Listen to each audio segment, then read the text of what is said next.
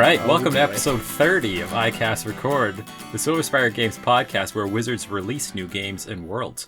I'm your host, occultist Chris, and with me today we have everyone wants to go spelunking in his moist dungeon. It's Arctrude Crane.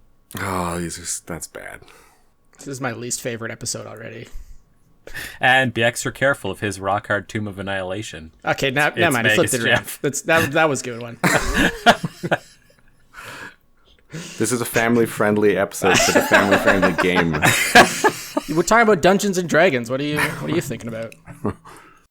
Oh yeah, I totally skipped the Mad Mage part of your dungeon. So I don't think we need to revisit that intro. I think we can just power through. Are moist. So, listeners, with Blank Me finally arriving on the doorsteps of all our precious backers, we decided it was time to take a closer look at what game the Silverspire has on the horizon. After making the best party game to ever exist, our new game Rejig will do the same to the tile word game genre. You heard that right? We aren't going to stop until we have absolute dominance over every style of board game. So when you hear we have something coming, just throw away everything else that sounds similar that you already own, because even though you can't buy all of our games just yet, what's the point of settling for something less magical? Very well said. Right? I thought so. Today we're going to be interviewing the illustrious Arcdruid about all his deep and expansive Rejig world building and all of its extensive lore. Rejig world building. Tell us about the Rejig world. Yeah. Great. Hold on. I'll ask some questions here. So Rejig, which is the word game for the next generation. Crane, what kind of game is Rejig exactly, and why is it better than every other word tile game out there that exists? Well, the short answer is that Rejig is a tile-based crossword builder for 2 to 6 players. It incorporates 10 different ways to score points if you're just playing the base game, but we do have an optional add-on pack as well of cards that you can incorporate into the game. And it's sort of a game that has the intention of, I like to say, leveling the playing field. And when I kind of compare that Rejig to other crossword building games, you tend to have like a lot of people who are really into crossword building games, and they become, those people that they always have the highest scores. They're super into their vocabulary. Maybe they are the people who go online and play like online Scrabble and similar kinds of words with friends and things like that all the time. And I wanted Rejig to be a little bit more just open to people who maybe don't have the biggest vocabulary and aren't into that sort of thing, but they would still have fun playing the game because they're not necessarily going to get crushed, which means having different ways to win, different strategies to employ. So that was sort of the idea of it, but it was also actually made 14 years ago. My brothers and I created it together. We kind of, I guess, kept it a family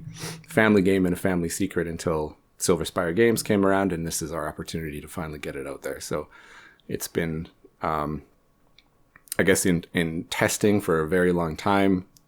You guys, being experts in game design, helped make a bunch of changes more recently, and now I think it's in the place where we can officially declare that it is the best tile-based word game of all time. We have a hand up. You didn't have to call me out like that. I just didn't want to cut you off. I just wanted to mention like my favorite parts of it, like you said, in that you don't need the biggest vocabulary to do well. Obviously, vocabulary helps. Knowing a lot of words that'll be in the dictionary helps. But there's a bigger focus on almost creativity around scoring like different types of categories. So since everyone's got their own puzzle, you can kind of rework and design it however you want and change it halfway up and focus on alternative scoring as opposed to just making the longest word. And each round's going to be different on that aspect. So yeah, obviously vocabulary is still really important. Knowing and spelling correctly is always a key part of that, but it plays very differently than other games that people might recognize if they're used to letter tile games. So yeah. Yeah, in terms of like reworking and revamping your puzzle, would you say maybe you rejig it? Rejig the puzzle? Have we trademarked that yet? Can we say that officially? The more we say it, the more likely we can trademark it, right? There you go. Yeah. We'll rejig it. Absolutely. Yeah, exactly. Though that's a big part of it. I think getting rid of. Well, I'll just explain maybe the game a little bit because you mentioned the sort of the there's categories and words and things like that. So do you think it'd be useful to kind of fully talk about how this game is played, so people have an idea? Do I want to reveal that much? Assume that I'm a dummy and have never played this before. What the hell is Rejig? Well, I play this super sweet sounding, amazing looking game. So it is played entirely on the table in front of you, and anyone who has played, I'll just say names of other games. There's Bananagrams. There's another game called, I think, Take Two. I don't actually know of that many other word tile games, because when I look into them, they're kind of, there's not that many. They're not that frequently created. And I think Bananagrams is still probably one of the most dominant ones outside of Scrabble, and it was published in 2006. So there's a lot of time in between. But so basically, similar to that, you have a table in front of you. You're putting down tiles. You start with 25 tiles. There's up to 6 players, and there's a tile pool in the center. And your objective is to create a crossword, of course. But what's different about it is we talked about 10 different ways to score points. So that's everything from the length of your words. You tend to get more points for longer words. Of course, that's using more tiles, which can be a good thing. It can also make it more challenging in your puzzle to do other aspects of the game that will allow for increase in score, like the shape of your puzzle, which for the most part, there's just donuts is one of the things that can score you points, but a donut is a fully enclosed area. So one of the strategies that you can do is build a long word and then build another word and try to connect them with donuts to work that way. Sometimes that can get you in trouble because you may not have all the letters you need for a word that you potentially have that's really long, and you're continuing to add tiles to your pool as you play the game. So that sort of forces you to rejig your puzzle throughout the game. Is you never know which tiles you're going to get. You also, every single round, have a specific letter that gets you bonus points for starting words with that letter. You have a specific word that gets you bonus points for creating the word. And you have a specific category that gets you bonus points for creating words that fall within that category, which is all decided based on majority voting at the end of the round. So, and that can be one of the best ways to score points, which makes for often a really interesting, sometimes a little bit of confrontation in the final scoring when people are declaring what they're submitting for a category. Yeah, but it's very democratic in the end, or it's violent and full of board flips, but usually it's democratic. This game sounds really cool. Since we've stuck to heavy tables, it's improved a lot. Yeah. But would you say this is a slow, take your time, like chill game, or is this like a fast-paced, frantic game? It's kind of I definitely like to call it fast-paced, because when you're playing it, there is a timer involved. The timer is not... It actually originally started out as a 30-second timer that had really loud, annoying beeps. And it would actually startle people. They started to hate the sound of the timer because it's a little bit, you're so focused on what you're doing that you'll forget. And then that timer goes off and now you're adding a tile to the puzzle. So that makes it feel fast-paced, even though realistically you're just kind of doing... zoned out, focusing on what you're doing, trying to, you generally don't pay attention to other people's puzzles because you're so in the zone. So it can feel maybe like the intention is that it's not fast paced, but the reality is you are under a timer because there's a certain number of rounds. It's always 11 times that you're adding a tile from the pool. The timer is kind of communal as well, which is one of the interesting changes that you guys had. I think Jeff in particular gets credit for that. He'd suggested instead of having a timer that forces everybody to draw a new tile every single 30-second interval, you can choose to ignore the timer. So if you see it in the middle there and you're like, oh, my puzzle sucks right now, I'm really having a hard time, you don't need to flip it. You can let it go and hope that nobody else sees it. But generally somebody is going to flip that timer and progress the game along, especially if they know that they're doing well and they feel like they're on the ball with their puzzle. So I call it fast-paced. I think that's fair. It's definitely, the end result is that it's basically a race to finish the puzzle. Because, people can't end the round until all the tiles are out of the middle. So maybe it's in your benefit to stall a little bit, but as soon as someone wants a tile, they're going to flip the tile and call it, and you have to take it. But once all the tiles are out of the middle, first person to finish it will get bonus points, right? So there's always a race at the end, but sometimes people can't finish and you want to rejig part way, or sometimes you just want to put together tiles fast to make a quick puzzle, but it's not necessarily even going to score the best if you're not focusing on all these other scoring categories and you're just going for speed. So I think there's a lot of cool dynamics for score balancing and people to focus in alternative ways and go for like the longest word and a bunch of donuts and just don't care if they finish first and just try to maximize score that way, or go all category words, even if it's like the same repeating word multiple times, which I love to do. Ear and toe are great words for anatomy, by the way. Yeah, so it's not like speed is the main thing, but it's definitely a key part of it. You want to play as quickly as you can, but it's not punishing if you're taking your time. Yeah, you're still limited by the sand timer. You can't outrace the sand timer. You have to wait for it to run out to flip. So yeah, there's definitely a minimum length, and then theoretically no maximum if everyone's stuck and can't play all their tiles, unless someone just wants to build it incorrectly and take a point hit for or not an improper puzzle, but it's usually not worth it. So it's really cool dynamics, and kind of if everyone's struggling to finish their tiles, then no one's being penalized for it, right? You all have time to work on it, which is nice. Yeah. One of the things we did as well, I guess after feedback, and I think this was also your suggestion, Jeff, was to I must be like good at this or something. You are, yeah. No, you're thanks. Not. You're good at game design, not Rejig. There it is. I'm used to everyone thinking my good ideas are yours, Jeff. So you just taking credit for all these shout outs to me? Is that what's going on? No, it was changing it because it used to be that you would get points for 2-letter words, and we also had basically a point for every word, no matter what it was. There's been various changes to the scoring where now I think it's the most balanced that it's ever been.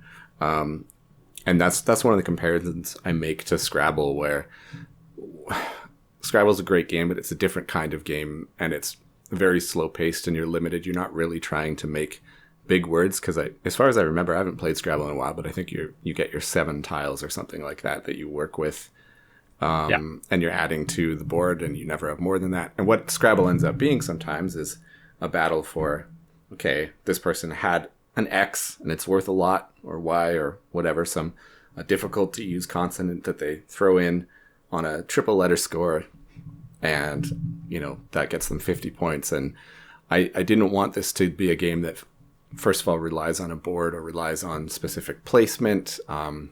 It feels kind of bad to lose a game to somebody just because they happen to have that tile in the right spot. So we kind of gone away from that, but then and I'm going to call it another game here, Bananagrams, because Bananagrams was actually the inspiration for making Rejig. My family sat down and played it 14 years ago, and we're like, well, we like this idea because the freedom of just building a crossword puzzle right in front of you is really neat, but really isn't a lot to it, in the sense that Bananagrams is only about making your puzzle as fast as possible. It doesn't care what the words are. There's no specific reason to make certain words or categories of words or words of different lengths. You are just trying to use all your tiles and keep getting more from the middle. And that's kind of all it is. And we felt that there's so much more room to have a more expansive game with more strategy. The potential for a more competitive, like you have Scrabble tournaments and things like that, because that game's very well suited to that. But I don't think you could reasonably have a real like competitive Bananagram scene, because the game just doesn't have any kind of scoring or anything. But I see the potential for Rejig to have both this really fun casual family gameplay that's kind of the tagline we've kind of settled on is that it's the word game for the next generation, because it doesn't have that like slow Scrabble like grandmotherly feel to it. It feels fast-paced and fresh, and I don't know, that's sort of the direction that we've gone with the aesthetic as well. Gameplay definitely keeps you engaged. You're not like sitting around waiting for someone to put a word down or anything, or like waiting around for someone to get you more tiles kind of thing. Like you're always engaged in what's happening in front of you, and like you said, you're kind of zoning out because you don't have time to pay attention to anything else. Fun stress, right? Fun stress. That's what I call it. You guys don't like me saying that. But Nah, I like it. It's apt. Like, stress is the wrong word, but it's, It's just competitive. That's all. You have- it's, yeah, it's as you competitive have- as you want it to be. anticipation and worry and stuff, but it's still fun. Yeah, not fun stress, fun anxiety. There you go. And you know what? There's also, and hey, credit to Chris, because I do remember this being specifically Chris's suggestion, was that we added a team play mode. We were playing one day, just test playing the game, and then Chris mentioned we should try it on a team, and we did. And that was the most fun I've had with Rejig. Probably, I mean, I've been playing it for 14 years now, but there was something about trying to cooperate with somebody where you both have different ideas about you're building the same crossword puzzle. And it was super different. I played it with Arcanus Francis. I was on his team, and we were both building a separate crossword puzzle. We connected it. We did pretty well overall, and we seemed to jive. But then I played with my sister-in-law, and she basically organized every single tile for me to look at. It was just like, here's all the A's, here's the B that we have, here's the C's, blah, blah, blah. She just did that, organized them, and I basically played the game myself, but she was super into like just being the helper assistant. there, which I think of parents and kids and stuff. Like if you have a kid who, is maybe getting on your nerves and you want to include them in the family game night, but just give them like a job to do. That's a way to do it. Turn all my letters right side up. Yeah, you can actually teach them and play with them too, whichever way you want to do it. So I think if Jeff and I were playing this game as kids, we would have been forcing our parents to organize the tiles for us to use, and we would be in charge. So right. you have that dynamic as well. You can rely on. Yeah, team play was interesting. I enjoyed it way more than I thought I would. Like, I thought it would feel basically the same, just with more. But since you're dealing with vague categories, I found the couple times I've done it, you're almost like, because you're talking back and forth, or you can be while you're thinking of words, and you're just like, you'll say a category word, and maybe you don't have it, but then that sparks like a memory from your teammate. It's like, oh, but what about this? That's similar. And then you're all of a sudden you're on the ball and rolling and getting categories and things that you normally wouldn't come up with. Because when you're on your own, sometimes like color, what are colors? Like, I can't think of any colors right now. Happens to be all the time. And then someone says like chartreuse. I'm like, well, we can't spell that, but what about this other weird color that just sparked in my memory? So it's kind of helps you get over those freezes and that indecision moments. I thought, which was a huge dynamic, and it just gets you talking a little bit back and forth, which was super fun. And then the whole table's hearing you too, and then exactly, they'll steal it. So you they're like, realize "Oh, can we gave do them that?" like 6 words to. But I mean, everyone's frantically talking and trying to build a puzzle, right? So it's just like it's a really good vibe playing this game, like around a table. As long as everyone's like in it and trying to do well, it feels a lot of fun to play. Right on. Yeah, absolutely. Okay, we've talked about our favorite parts a little bit, but do you have some top tips that you could offer our soon-to-be Rejig player listeners out there? Oh, that's tough because, I mean, Can't everyone's... give away my secrets. What do you aim for when you're building your puzzle first? Personally, I aim for making one large word, because I find at that point you have as soon as you make a word in a puzzle, let's say you start with a 5-letter word, you've now taken away a big chunk of your tiles to work with. And unless that word can be expanded into something else, or I don't know, I just find that the sooner you can make a big word, the better, because a big word not only gets you a lot of points, you potentially get the longest word bonus, which is one of the other elements of scoring. You can use it to build donuts off of that word a lot more easily just by having another word kind of placed underneath it and then just connecting them in a bunch of spots. So that's almost always my starting strategy, is build a long word, try to make as many donuts as possible. And that used to work really well. But now I think with you guys adjusting the scoring and some of the input we've had in the refinement, it's now changed a little bit where my win ratio has gone downhill for sure. I used to never lose this game. And now with you guys playing, building the longest word doesn't necessarily win because it's more balanced, where we now have like the categories.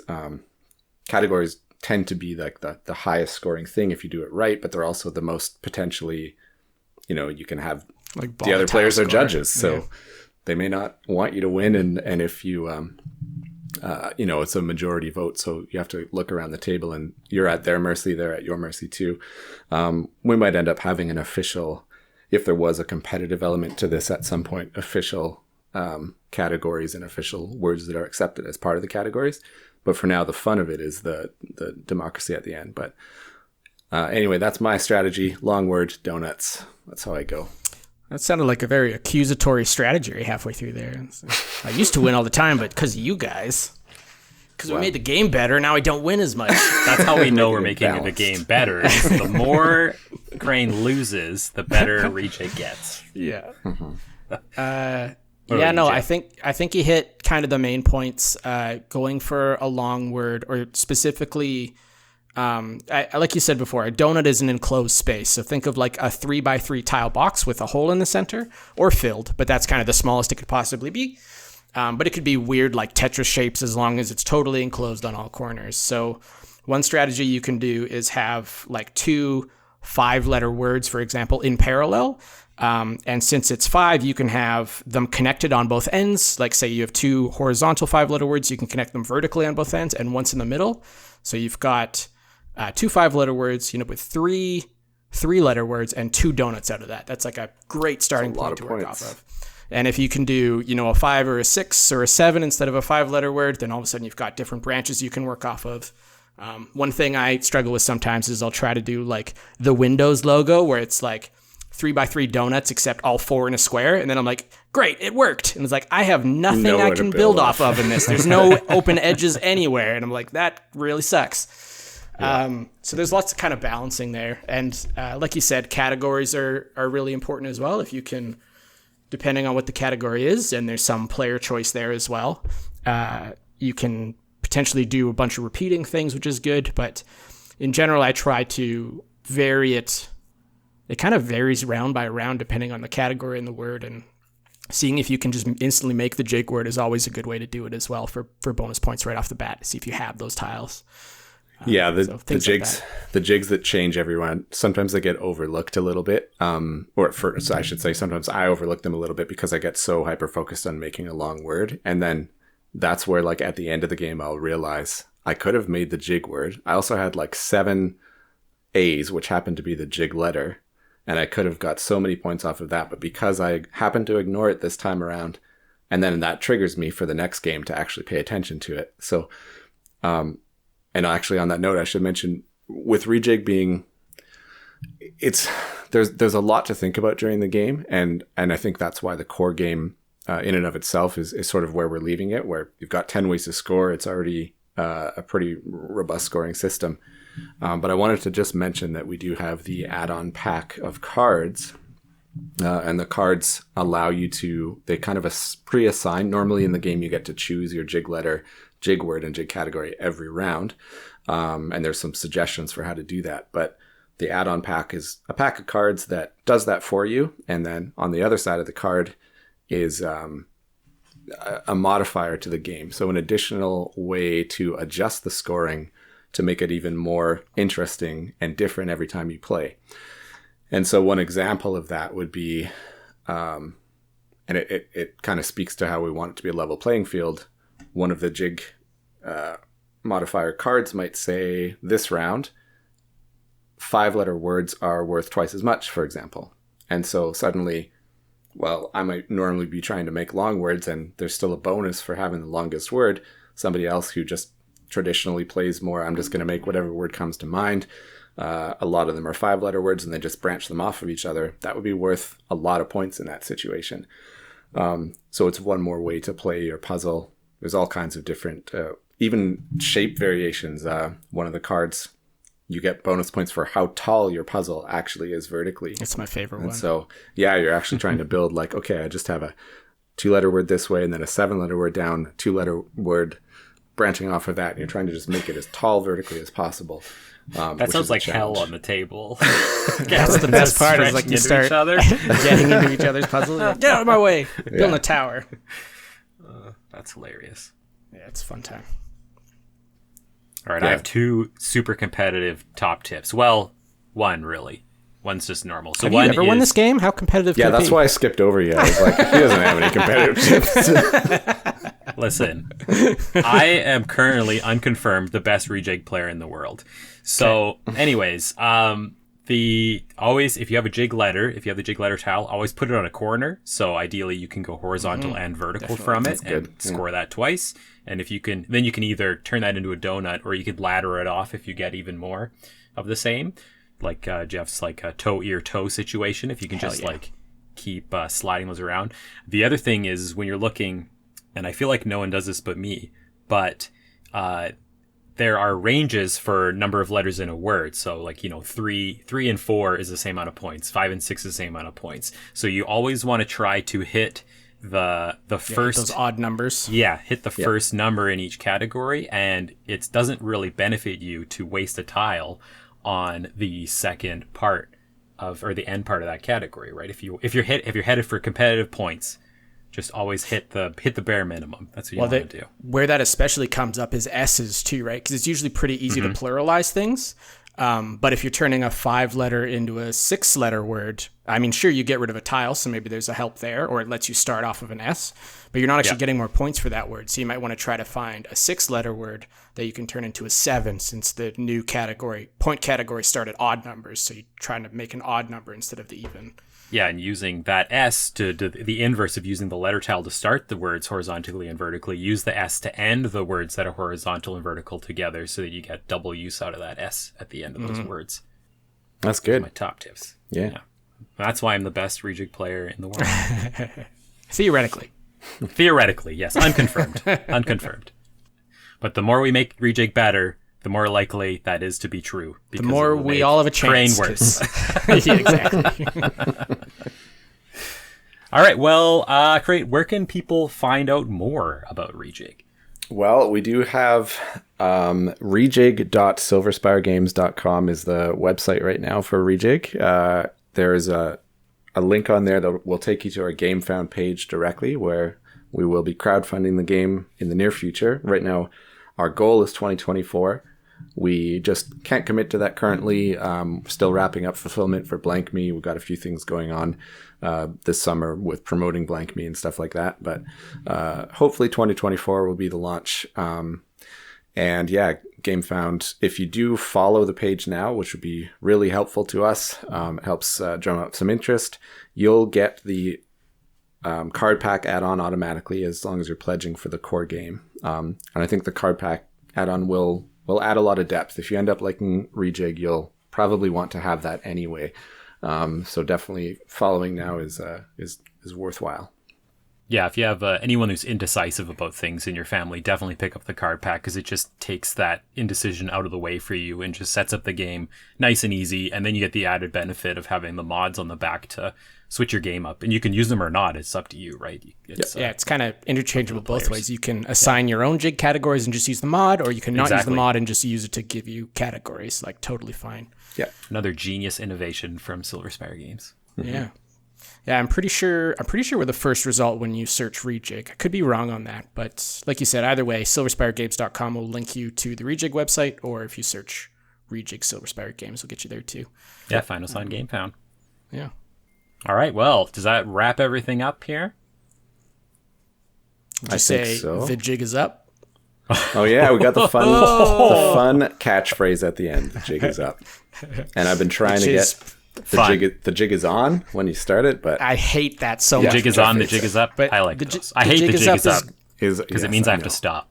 The jig is up is great because it's almost always followed by cussing, almost guaranteed. Yeah, we say it's casual or competitive. It is primarily competitive just by everyone's true nature. I feel like that's just our friend group. Definitely gets pretty into it. The joke of table flipping is not far off from the truth. Yeah, I should mention on our game box, we actually did put silhouettes of people flipping a table. And the reason for that is just because of that competition. That's that the comes energy. Out. It's friendly competition, but the game, vibe. Yeah, it has that. It's so you can cathartically look at that image without having to do it yourself. It's not just me. I'm not crazy. It's the game that's doing this to me.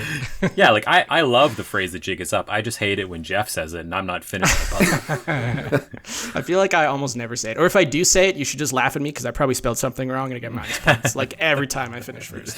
That's true. That's a strategy. You could try and end the game early, knowing you've lost points if you think it'll get you an edge ahead of people who don't have ties left over. Which is, and that's how the balance should be, but you could always do it.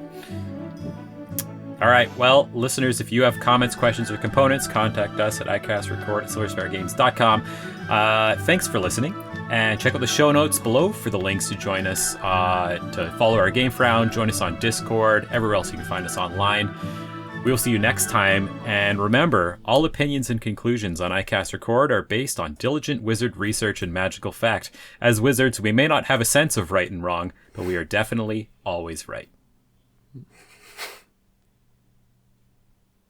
The jig is up.